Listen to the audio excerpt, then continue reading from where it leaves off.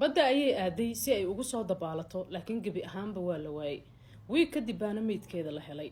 baadhitaan dheer marka la sameeyey ee la ogaaday dilaagu cidda uu yahayna sadma maa bacdahaa sadma. amaani juxa waa liibiyaan misraata magaalada la idhaahdo bay ku noolayd. waxay ahayd dhakhtarad haweenka. hooyay ahayd, xaas bay ahayd, sidoo kale 6 caruuray dhashay. ilaahay ha u naxariistee. gabadhan waxaa lagu arkay oo muddooyinkii u dambeeyeyba la sheegay inay ka cabanaysay xanuuno nafsiya oo marmarka qaar ay iska dawaqayso, ay suuxayso, marmarka qaar xagtimo iyo wax jidhkeeda lagu arkayo. marka iyada la weydiina ay leedahay xagtimahan iyo jugahan iyo nabaradan wax igu dhuftay ma garanayo. gabadhii marka dhakhtar nafsiya u tagtay ilaa 2 jeer, dawooyin baa la siiyey, talooyin baa la siiyey, waxba way ka tari waayeen. quraan baa la saaray.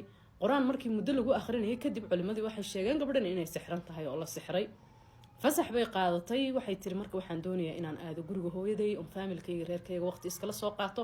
shaqadan iyo waxaan culays baan ku dareemayaa aan iskaga dhaxbaxo. reerkooda gurigoodii bay aaday, guriga reerkoodii bay yacni aaday. iyada iyo hooyadeed baa xilli maqriba israacay oo guriga ka baxay, badayna aadeen. gabadhii waa la waayay. hooyadii waxay tiri gabadhii way ila joogtay, way ila socotay, way ila dabaalaneysay, meelahanay joogtay agtayda, si kadiisa un baan hal mar u waayay. doomaha dheereeya iyo erikabtarada wax lagu baadho iyo qawaasiinta dadka la idhaahday badda quusa, cid kastaa meeshii la iskugu keenay walaa athar, waa la waayay gabadhii. hal wiig kadib baa gabadha meydkeedii la helay. marka meel iyadoo ku dhex jirta meelahan bulaacadaha iyo meelahan biyo mareenka iyadoo ku dhex jirta, laakiin meydkeedu uma eka qof biyo ku dhintay, umana eka markii la baadhay qof yacni badda ku qarqoomay. wuxuu u egyahay qof la dilay oo waliba mindiyo badan la gelgeliyey. dahabkay xirneed oo dhan iyo wixiina laga furtay.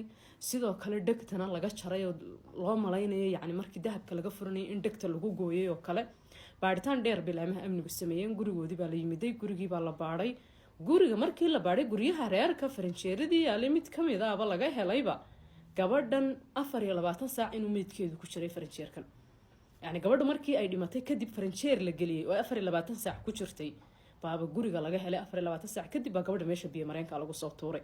reerkii oo dhan baa la qabtay. marka gabadha hooyadeed, walaalkeed, wiil ay dhashay eedadeeda guriga joogay dhammaan xabsiga lagu ururiyay. waxaa la yidhi sabab gabadha waxaa dilay walaalkeed iyo wiilka eedadeed ay dhashay. sabab aabaheed gabadha wuu dhintay. markuu dhimanayo xoolihiisoo dhan wuxuu ku qoray gabadhan magaceedu ku qoray amaani ah.